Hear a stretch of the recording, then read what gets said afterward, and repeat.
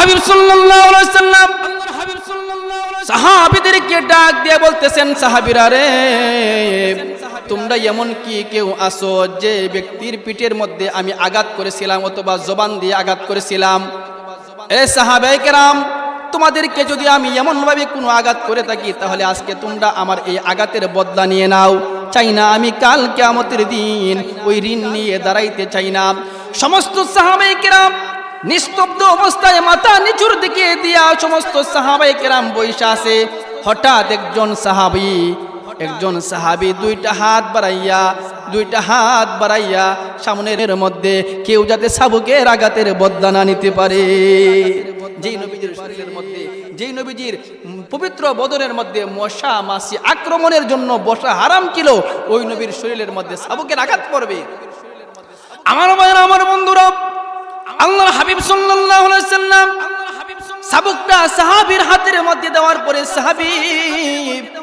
আল্লাহর হাবিব সাল্লাল্লাহু আলাইহি ওয়াসাল্লামের পিঠের পিছনের মধ্যে দাঁড়ায় রইলেন। সাহাবী পিছনে যখন দাঁড়াইলেন, হযরতে উমর রাদিয়াল্লাহু তাআলা আনহু ডাক দিয়ে বলেন, সাহাবী রে, তোর যেই পরিমাণ বদলা নেওয়ার প্রয়োজন আমি উমরের পিঠের মধ্যে বদলা নে, তারপর আল্লাহর হাবিব সাল্লাল্লাহু আলাইহি ওয়াসাল্লামের পিঠের মধ্যে শাবকের আঘাত দিস না। হযরতে আবু বকর রাদিয়াল্লাহু তাআলা আনহু সাহাবীকে ডাক দিয়ে বলেন, সাহাবী, পাগল হইলি নাকি? যেই নবীজির শরীরের মধ্যে মশা মাছি বসা হারাম, ওই নবীজির পিঠের মধ্যে শাবকের আঘাত দিবে? সাহাবী রে, তোর যদি বদলা নেওয়ার প্রয়োজন হয় আমি আবু বকরের পিঠের মধ্যে যেই পরিমাণ বদলা নেওয়ার প্রয়োজন বদলা নিয়ে নে, তারপর আল্লাহর হাবিব সাল্লাল্লাহু আলাইহি ওয়াসাল্লামের পিঠের মধ্যে আঘাত দিস না। সমস্ত সাহাবায়ে কেরাম হাউমাউ করিয়া কাঁদতেছেন।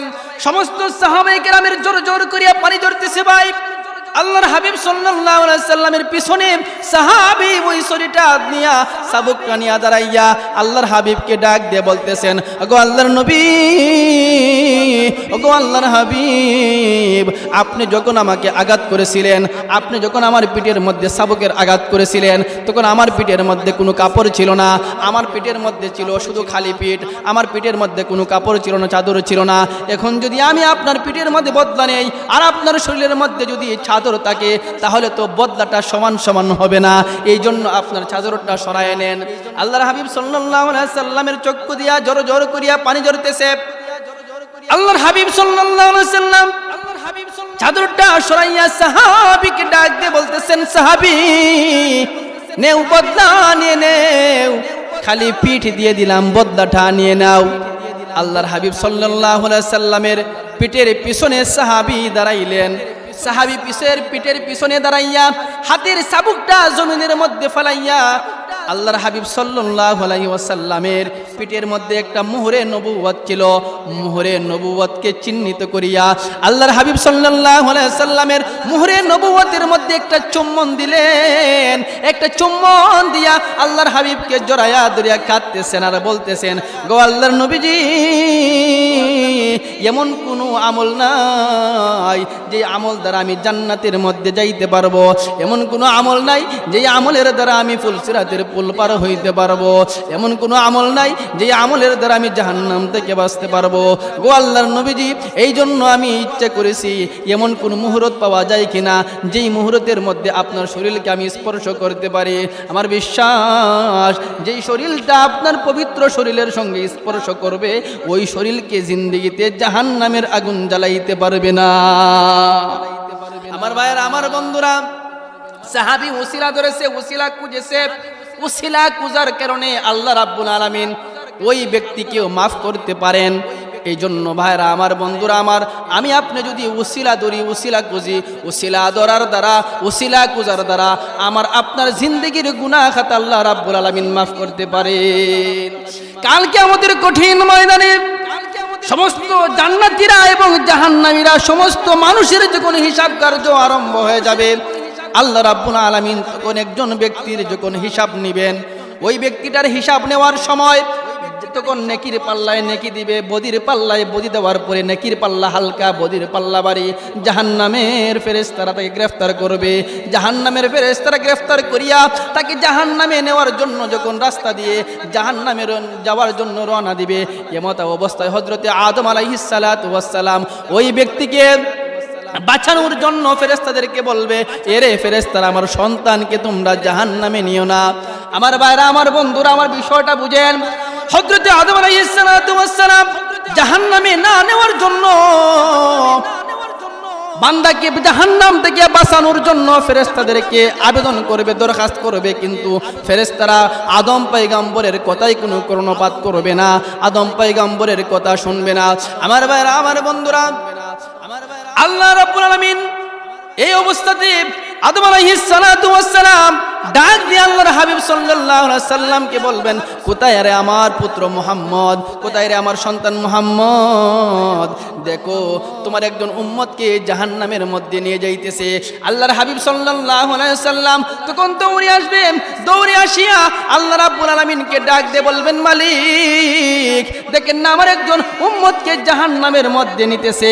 আমি চাই আমার উম্মতের নেকি এবং বদির হিসাবটা আবার আমি স্বচক্ষে দেখতে চাই।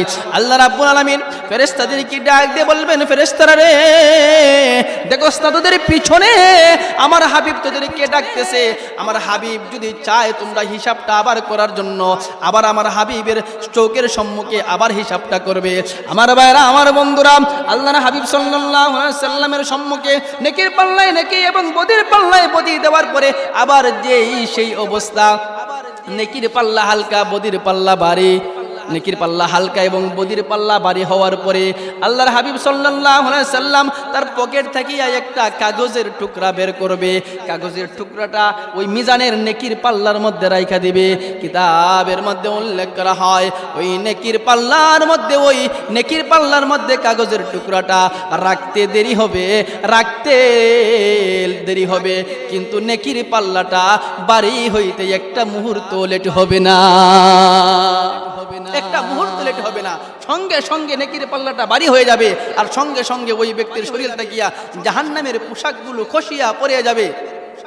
আল্লাহ রাব্বুল আলামিন আল্লাহর হাবিব সাল্লাল্লাহু আলাইহি ওয়াসাল্লামকে এই ক্ষমতা দিয়েছেন, এই পাওয়ার দিয়েছেন, কারণ আল্লাহর হাবিব সাল্লাল্লাহু আলাইহি সাল্লাম কিয়ামতের দিন উম্মতদেরকে সুপারিশ করিয়া উসিলার দ্বারা, সুপারিশের উসিলায় আল্লাহ রাব্বুল আলামিন তার বান্দাদেরকে তার হাবিবের দ্বারা মাফ করিয়া দিবেন।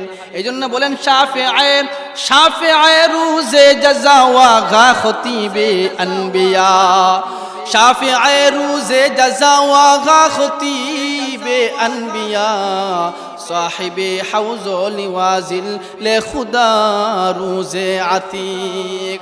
আল্লাহ রাব্বুল আলামিন কাল কিয়ামতের কঠিন ময়দানে আল্লাহ রাব্বুল আলামিন তার হাবিবকে এই ক্ষমতা দিবেন যে আল্লাহর হাবিব সাল্লাল্লাহু আলাইহি সাল্লাম তার উম্মতদেরকে সুপারিশের দ্বারা জাহান্নাম থেকে জান্নাতের মধ্যে নিয়ে নিবে।